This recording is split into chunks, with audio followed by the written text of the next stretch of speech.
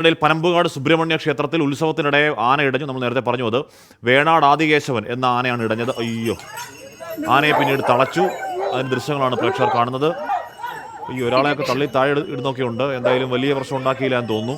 S Shyamkumar വിവരങ്ങൾ വെച്ചിരുന്നു. ശ്യാം, അധികം പ്രശ്നം ഉണ്ടാക്കാതെ തളയ്ക്കാൻ പറ്റി തോന്നുന്നു അല്ലേ?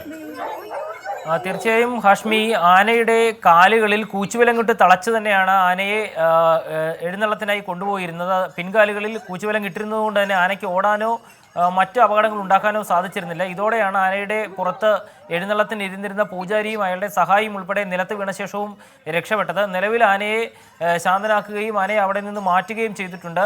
വെറ്റിനറി ഡോക്ടറെ എത്തി പരിശോധിച്ച ശേഷം ആനയെ അവിടെ നിന്ന് മാറ്റുമെന്നാണ് ഇപ്പോൾ വനംവകുപ്പ് ഉദ്യോഗസ്ഥർ അറിയിച്ചിരിക്കുന്നത്. തിരുവനന്തപുരത്തു നിന്നുള്ള ആദികേശവൻ എന്ന ആനയാണ് പനമ്പുകാട് അമ്പലത്തിലെ ഉത്സവത്തിനിടയിൽ ചെറിയ പ്രശ്നങ്ങൾ ഉണ്ടാക്കിയത്. എനിക്കൊന്ന് ആനയുടെ കാലിനിടയിൽ ഒരാൾ വീഴുന്നുണ്ടെന്ന് തോന്നുന്നു. ശ്യാം, ഉണ്ടോ? അതോ ആനയുടെ പുറത്തിരുന്ന പൂജാരിയും ആ സഹായിയുമാണ് ആനയുടെ പുറത്തു നിന്ന് ആന തല കുലുക്കി അത് രണ്ടുപേരെയും കുലുക്കി നിലത്തേക്ക് ഇടുന്നത്. പക്ഷേ അവർ രണ്ടുപേരും അവിടെ നിന്ന് ഓടി രക്ഷ മാറുകയും ചെയ്തിട്ടുണ്ട്. രണ്ടുപേർക്കും പരിക്കൊന്നും ഏറ്റിട്ടില്ല. ആനയെ നിലവിൽ തളയ്ക്കുകയും ചെയ്തിട്ടുണ്ട്. ശ്യാമാണ് വിവരങ്ങൾ നൽകിയത്. പനമ്പുകാടാണ് സംഭവം ഉണ്ടായത്. ആന അതിൻ്റെ പുറത്തിരുന്ന് രണ്ടുപേരെ കുലുക്കി താഴെ ഇട്ടു. എന്തായാലും ചവിട്ടൊന്നും കൊള്ളാതെ ഭാഗ്യത്തിന് രക്ഷപ്പെട്ടു.